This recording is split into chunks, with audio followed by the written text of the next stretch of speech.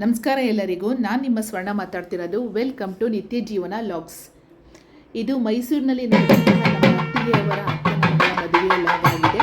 ಮದುವೆ ನಡೆದಿದ್ದು ಮೈಸೂರಿನ ಬೋಗಾದಿಯಲ್ಲಿ ಇರುವಂತಹ ಗೋಲ್ಗಾದ ವಿನ್ಯೂ ಅನ್ನೋಂತಹ ಒಂದು ರೆಸಾರ್ಟಲ್ಲಿ. ರೆಸಾರ್ಟ್ ಅಂತೂ ತುಂಬಾ ಚೆನ್ನಾಗಿದೆ ಅಂತ ಹೇಳ್ಬೋದು. ತುಂಬಾ ಕಂಫರ್ಟಬಲ್ ಅಂತ ಅನಿಸುತ್ತೆ. ತುಂಬ ಅತಿಯಾಗಿ ದೊಡ್ಡದೋ ಅಲ್ಲ, ಚಿಕ್ಕದೂ ಅಲ್ಲ, ಹಾಗೆ ತುಂಬ ಚೆನ್ನಾಗಿದೆ ರೆಸಾರ್ಟು. ನಾವು ಬಸ್ ಸ್ಟ್ಯಾಂಡಿಗೆ ಏನು ಗುಬ್ಬಿಯಿಂದ ಹೋದ್ವಿ. ಹೋದ ತಕ್ಷಣ ನಮ್ಮ ಅತ್ತಿಗೆ ನಮ್ಮನ್ನು ಅಲ್ಲೇ ಬಸ್ ಸ್ಟ್ಯಾಂಡಲ್ಲಿ ರಿಸೀವ್ ಮಾಡಿಕೊಂಡು ಹಾಗೆ ನೇರವಾಗಿ ನಮ್ಮನ್ನು ರೆಸಾರ್ಟಿಗೆ ಕರ್ಕೊಂಡು ಹೋದರು. ರೆಸಾರ್ಟಿಗೆ ಹೋದ ತಕ್ಷಣ ಅಲ್ಲಿ ಹುಡುಗನ ಕಡೆಯವರು ಆಲ್ರೆಡಿ ಬಂದರು. ಹಾಗಾಗಿ ಅವರು ಕೂಡ ವೆಲ್ಕಮ್ ಮಾಡ್ಕೊಂಡಿದ್ದಾಯಿತು. ವೆಲ್ಕಮ್ ಮಾಡಿಕೊಂಡು ಸ್ನ್ಯಾಕ್ಸ್ ತೊಗೊಳೋದಕ್ಕೆ ಅಂತ ಹೋದ್ವಿ.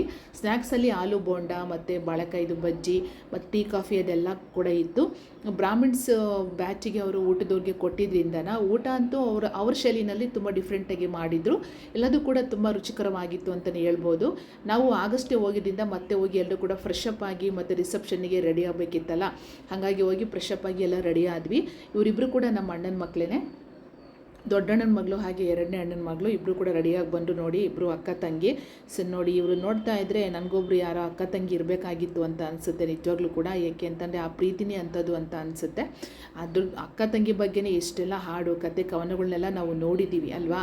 ಹಾಗೆ ಮೈಸೂರಲ್ಲಿ ನಮ್ಮ ಅತ್ತಿಗೆಯವರು ತುಂಬ ವರ್ಷದಿಂದ ಇದ್ದಾರೆ. ಅವ್ರ ತಂದೆಯವರು ಕೂಡ ಅಲ್ಲೇ ರೈಲ್ವೆ ಪೊಲೀಸ್ ಆಗಿ ಕೆಲಸ ಮಾಡಿದ್ದು.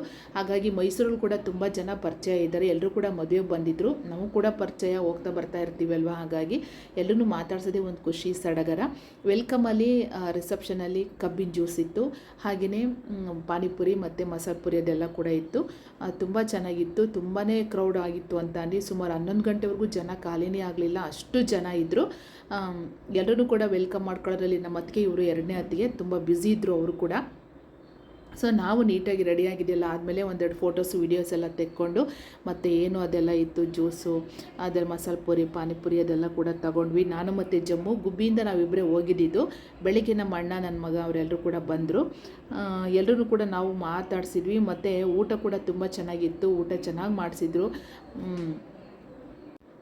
ರೆಸಾರ್ಟ್ ಕೂಡ ತುಂಬಾ ಚೆನ್ನಾಗಿದೆ. ಎಲ್ಲ ಕಡೆಯಲ್ಲೂ ಎಲ್ಲ ಗ್ರೀನರಿ ಇದೆ, ಫುಲ್ಲು ಎಲ್ಲ ಗಿಡಗಳನ್ನೆಲ್ಲ ಬೆಳೆಸಿದ್ದಾರೆ.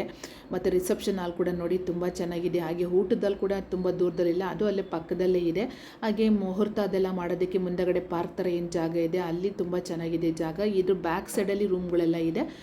ರೆಸಾರ್ಟು ತುಂಬ ಚೆನ್ನಾಗಿದೆ. ನಮ್ಮ ಅಣ್ಣನ ಮಗ ಶಶಾಕ್ ಅಂತ ಹೇಳ್ಬಿಟ್ಟು, ಮತ್ತು ಎಲ್ಲರೂ ಕೂಡ ಮದುವೆಗೆ ಬಂದಿದ್ದರು. ಅವರೆಲ್ಲ ಹೊರಗಡೆ ಓದ್ತಾ ಇರೋದು. ಮದುವೆಗೆ ಅಂತ ಎಲ್ಲರೂ ಕೂಡ ಸೇರಿಕೊಂಡಿದ್ರು. ಇವ್ರ ಮಗಳದೇ ಮದುವೆ, ನಾಗರಾಜು ಅಂತ. ಅವರ ಸ್ಟೂಡೆಂಟ್ಸ್, ಅವ್ರು ಲೆಕ್ಚರ್ ಆಗಿರೋದ್ರಿಂದ ಅವ್ರ ಸ್ಟೂಡೆಂಟ್ಸ್ಗಳು ಎಲ್ಲರೂ ಕೂಡ ಬಂದಿದ್ದರು. ಹುಡುಗ ಹುಡುಗಿ ಇಬ್ಬರು ಕೂಡ, ನಮ್ಮ ಹುಡುಗಿ ಏನು ಆ ಮದುವೆ ಹುಡುಗಿ ಇದ್ದಾರೆ ಅವ್ರ ಹೆಸರು ಗೌತಮಿ ಅಂತ, ಹುಡುಗನ ಹೆಸರು ಭರಣಿ ಅಂತ ಹೇಳ್ಬಿಟ್ಟು. ನಮ್ಮ ಗೌತಮಿ ಏನಿದ್ದಾರೆ ಅವರು ಲೆಕ್ಚರಾಗಿ ವರ್ಕ್ ಮಾಡ್ತಾ ಇದ್ದಾರೆ.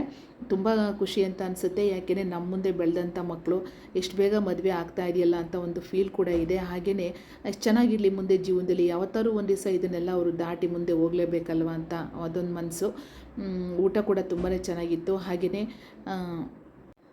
ಫ್ಯಾಮಿಲಿ ಫೋಟೋ ಕೂಡ ತೆಗೆಸ್ಕೊಂಡ್ವಿ. ಅದು ನಮ್ಮ ಅತ್ತಿಗೆ ಫ್ಯಾಮಿಲಿ ಫೋಟೋ. ಅವರು 3 ಜನ ಸಿಸ್ಟರ್ಸು ಮತ್ತು ಅವ್ರ ಮಕ್ಕಳು, ನಮ್ಮ ಅಣ್ಣ ಮತ್ತು ಅವರ ಅಕ್ಕನ ಹಸ್ಬೆಂಡು, ನಮ್ಮ ಅತ್ತಿಗೆ ಅವ್ರ ತಂಗಿ, ಅವ್ರ ಮಕ್ಕಳು ಎಲ್ಲರದ್ದು ಕೂಡ ಫ್ಯಾಮಿಲಿ ಫೋಟೋ ತೆಗೆಸ್ಕೊಂಡ್ವಿ. ಊಟ ಎಲ್ಲ ಮುಗಿಸಿ ನೈಟು ವಾಪಸ್ಸು ಅಣ್ಣನ ಮನೆಗೆ ಬಂದು ಆಲ್ಟ್ ಮಾಡಿದ್ವಿ. ಏಕೆ ಅಂತಂದರೆ ನಾವು ಅಲ್ಲಿ ಚೌಟಿನಲ್ಲಿ ಉಳ್ಕೊಳ್ಳಿಲ್ಲ. ಅಲ್ಲಿ ರೂಮ್ಸು ಒಂದು 5-6 ಇತ್ತು ರೂಮ್ಸು. ಬಟ್ ಹಳ್ಳಿ ಕಡೆಯಿಂದ ಎಲ್ಲ ಜನ ಬಂದಿದ್ದರು. ಮತ್ತು ಹಾಗೆ ಹೊರಗಡೆ ಕೂಡ ಎಲ್ಲ ರೂಮ್ಸ್ ಎಲ್ಲ ವ್ಯವಸ್ಥೆ ಮಾಡಿಸ್ಕೊಟ್ಟಿದ್ರು ಅಣ್ಣ ಕೂಡ. ಎಲ್ಲರೂ ಅಲ್ಲೇ ಉಳ್ಕೊಂಡಿದ್ರು. ಹಾಗಾಗಿ ನಾವು ಮನೆಗೆ ಬಂದು ಮೈಸೂರಲ್ಲಿ ಲೈಟಿಂಗ್ಸ್ ನೋಡಿ ನೈಟ್ ಹೊತ್ತು ತುಂಬ ಚೆನ್ನಾಗಿರುತ್ತೆ. ಸೊ ನೆಕ್ಸ್ಟ್ ಡೇ ವಿಡಿಯೋ ನಾಳೆ